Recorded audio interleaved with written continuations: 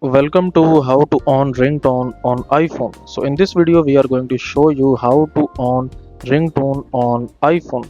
So before the start of this video I want you to like this video and subscribe to my YouTube channel for more tips and tricks like this one.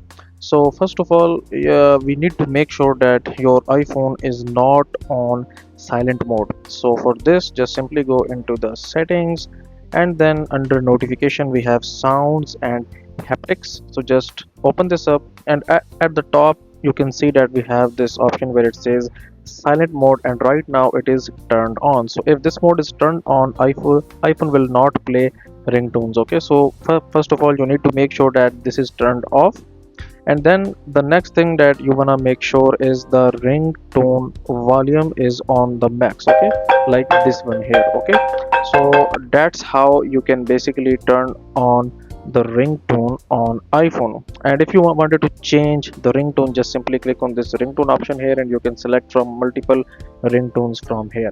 So that's it for this video guys. If you find this video useful, kindly like this video and subscribe to my channel, and I will meet you with the next video.